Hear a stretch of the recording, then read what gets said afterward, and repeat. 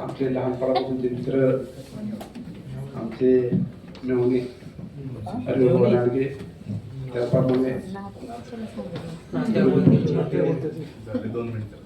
आमचे आदर्शस्थान सन्माननीय भाऊसाहेब भोईर सर्वच त्या ठिकाणी माझे जमलेले सर्व नगरसेवक सर्व नगरसेविका माझे सर्व बंधू खरं पाहिलं तर आमची जास्त कोणावर ओळख नाही म्हणून मी माझी ओळख करून देतो.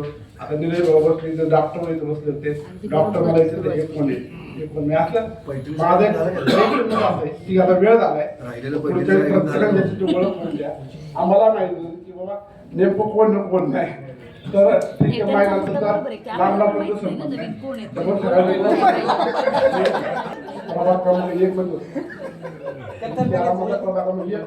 त्याच्यामध्ये दादा पण येतो निकाल पण पाहायला लागला मी नगर पण पहिल्यांदाच झालो आणि पहिल्यांदा या ठिकाणी बोलण्याची संधी तुम्ही दिली त्याबद्दल मी तुमचा माणूस आभार मानतो. आणि या ठिकाणी आल्यानंतर असं वाटलं होतं की ह्या सभागृहामध्ये आलं तर काहीतरी असं कुत्र्याचा विषय असा निघाला आमच्या गावाचा बिबट्या आठवला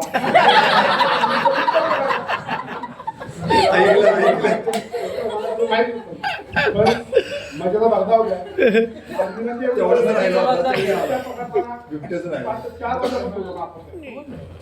त्या ठिकाणी सुद्धा त्या लोकांवरती काय वेळ येते हे सुद्धा वेळ का सांगून येत नाही. माझं म्हणणं असते जसं आपण कुत्र्यासाठी विषय घेता तसं बिबट्याला ही आपल्या शहरात सुद्धा असली पाहिजे की ज्या त्या वेळी त्या ठिकाणी आपली फौज त्या ठिकाणी लगेच पोहोचली पाहिजे. दुसरा विषय पाण्याचा संपूर्ण शहरामध्ये एक असा प्रभाव नाहीये की तिथं पाण्याची समस्या नाही. शहरामध्ये एक असं गाव नाही किंवा एक प्रभाग नाही की त्या ठिकाणी कचऱ्याची समस्या नाही.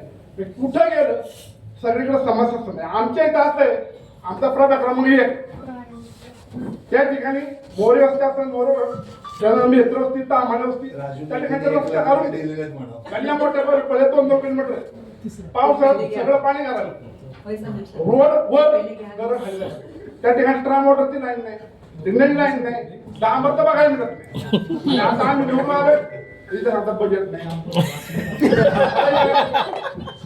सगळ्यात महत्वाची गोष्ट ट्रॉफिक ह्या मुद्द्यावरती आम्ही त्याची मागणी. माझं म्हणणं एकच आहे ह्या प्रभागामध्ये तलावडे जी आपली MIDC तो कोणता तुम्ही आता कोणता MIDC कोणता